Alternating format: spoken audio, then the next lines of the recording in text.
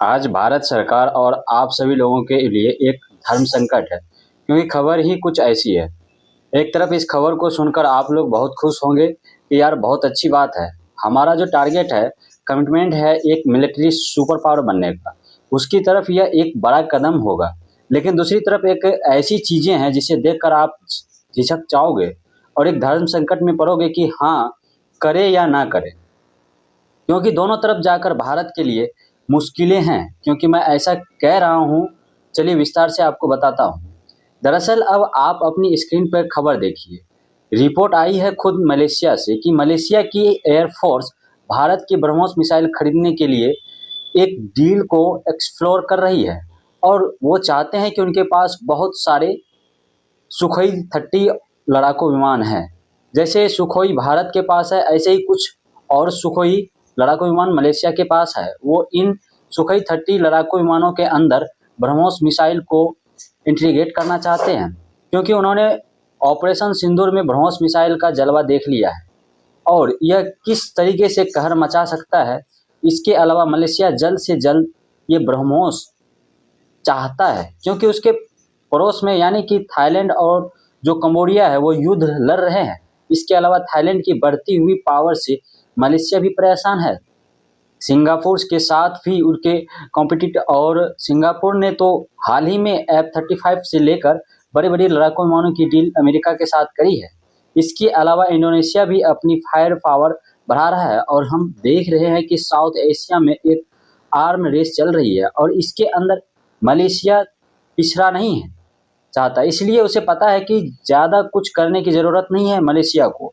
उसके पास S-30 नाम का एक 20 लड़ाकू विमान हो जाए फिर परफेक्ट है उसके लिए। बल्कि यह कहिए कि उसके आसपास में सिंगापुर को छोड़कर किसी के पास उस टक्कर का लड़ाकू विमान नहीं है।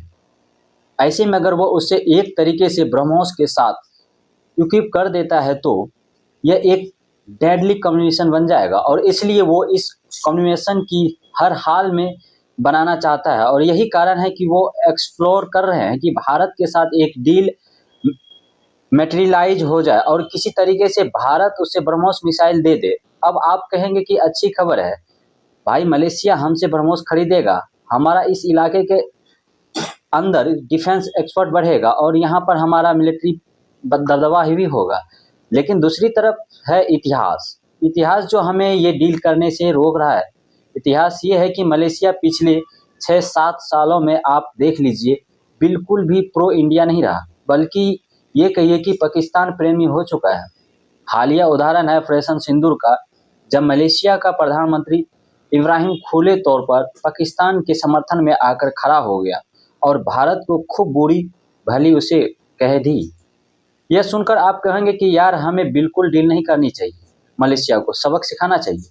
लेकिन इसका भी एक दूसरा पहलू है। आप ये भी सोचिए कि अगर हम ब्रह्मोस मिसाइल देते हैं यहाँ पर मलेशिया को, तो ऐसे में मलेशिया सैन्य तौर पर भारत के करीब आएगा, तब शायद मलेशिया इस पोजीशन में ना हो कि वो एंटी इंडिया हो जाए, क्योंकि भविष्य में वो मिलिट्री सप्लाई के लिए स्पेयर पार्ट के लिए भारत पर निर्भर हो जाएगा। इसलिए यह भारत के लिए एक धर्म संकट की घड़ी है कि हम डील करें मलेशिया के साथ या ना करें। क्योंकि अगर मना कर दिया तो मना कर चलिए कि दुश्मनी और बढ़ेगी, लेकिन अगर डील कर ली तो डिफेंस एक्सपर्ट भी बढ़ेगा और साथ में उसके साथ हमारी मिलिट्री इंगेजमेंट बढ़ेगी। और हो सकता है, मैं फिर भी कहूँगा कि यह हो सकता होगा, इसकी गारंटी नहीं है, हो सकता है हमारे रिश्ते भी अच्छे हो जाए। इसलिए अब आप कमेंट करके बताइए कि आप किस चीज़ के पक्ष में है, डील हो